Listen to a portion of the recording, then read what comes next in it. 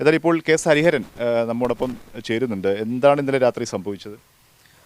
ഇന്നലെ 3 കാര്യങ്ങളുണ്ടായി. രാത്രിയല്ല, ഉച്ചയ്ക്ക് ഒരു കാറിൽ, ഒരു ചുവന്ന ഹ്യുണ്ടായി കാറിൽ 5 പേരോളം ഉള്ള ഒരു സംഘം വന്നിട്ട് ഇവിടുന്ന് ഇറങ്ങി വാട എന്ന് പറഞ്ഞാൽ അസഭ്യം പറയുണ്ടായി. ഞങ്ങളവരുടെ ഫോട്ടോ എടുക്കാൻ ശ്രമിച്ചപ്പോൾ അവർ വണ്ടി എടുത്ത് പോയി. വീണ്ടും 2-3 തവണ ആ വണ്ടി ഇതിലേക്ക് ഇറങ്ങി നിന്ന്. വടകര രജിസ്ട്രേഷനിലൊരു വണ്ടിയാണത്. അത് കഴിഞ്ഞുണ്ടായത് വൈകിട്ട് ഇവിടെ CPIMൻ്റെ ഒരു പ്രകടനം ഉണ്ടായിരുന്നു.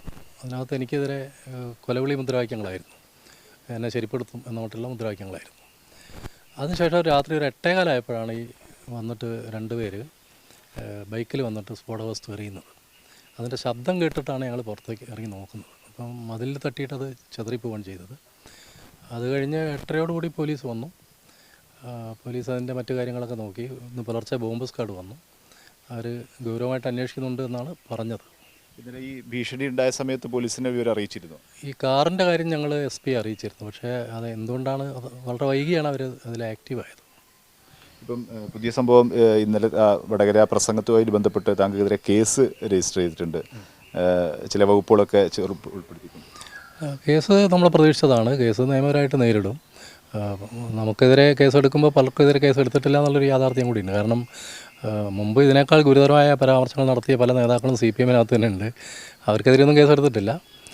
അവരാരും അത് തിരുത്തിയിട്ടുമില്ല. ഇത്തരം ഒരു കാര്യത്തിൽ കേരളത്തിൽ ഒരു അഭിപ്രായം പറഞ്ഞ് തെറ്റായിപ്പോയി രാഷ്ട്രീയമായിട്ട് പെശകാണെന്ന് പറഞ്ഞ ഏക ആൾ ഞാനാണ്. അപ്പോൾ എനിക്കെതിരെ കേസെടുക്കുന്നതിന് കുഴപ്പമൊന്നുമില്ല. പക്ഷേ അത് വടകരയിലെ ഈ കഴിഞ്ഞ നടന്ന തെരഞ്ഞെടുപ്പുമായി ബന്ധപ്പെട്ട് ഉണ്ടായ ഒരു വലിയ രാഷ്ട്രീയ മാറ്റമുണ്ട്. അതിനകത്ത് RMPIക്ക് ഒരു വലിയ റോളുണ്ട്. പ്രത്യേകിച്ച് വേണുവിനും KK രമയ്ക്കൊക്കെ ക്യാമ്പയിനിലുണ്ടായിരുന്ന ഒരു വലിയ മേധാവിത്വമുണ്ട്. അതവരെ അമ്പരപ്പിക്കുന്നുണ്ട്. കാരണം അവരെ എങ്ങനെ തകർക്കാൻ ശ്രമിച്ചിട്ടും RMPI മുന്നോട്ട് വരുന്നുണ്ട്. അതിന് തടയിടാൻ വേണ്ടി എന്തെങ്കിലുമൊക്കെ തൊടുന്യായങ്ങൾ പറഞ്ഞിട്ട് കേസെടുപ്പിക്കുക, ഭീഷണിപ്പെടുത്തുക, ഭയപ്പെടുത്തുക, അതാണ് അവർ ചെയ്യുന്നത്. താങ്കൾ ഈ പരാമർശത്തിന് പിന്നാലെ തന്നെ ഫേസ്ബുക്കിൽ അത് ഖേദം പ്രകടിപ്പിച്ചുകൊണ്ട് തെറ്റുപറ്റിയെന്ന് പറഞ്ഞ് പോസ്റ്റ് ഇട്ടിരുന്നു. പക്ഷേ അതുകൊണ്ട് തീരില്ല എന്നാണ് ഇന്നലെ CPM ജില്ലാ സെക്രട്ടറി പറഞ്ഞിരിക്കുന്നത്. തീർച്ചയായിട്ടും അതിനകത്തൊരു കാര്യമുണ്ടെന്ന് വെച്ചാൽ, മാപ്പ് പറഞ്ഞുകൊണ്ട് തീരില്ല, കേസ് വരും. കേസ് മാത്രമല്ല, ഞങ്ങളിങ്ങനെ ബോംബെറിയും. അത് അണികൾക്ക് അക്രമം നടത്താനുള്ളൊരു ആഹ്വാനമാണ് P. മോഹനൻ നടത്തിയത്.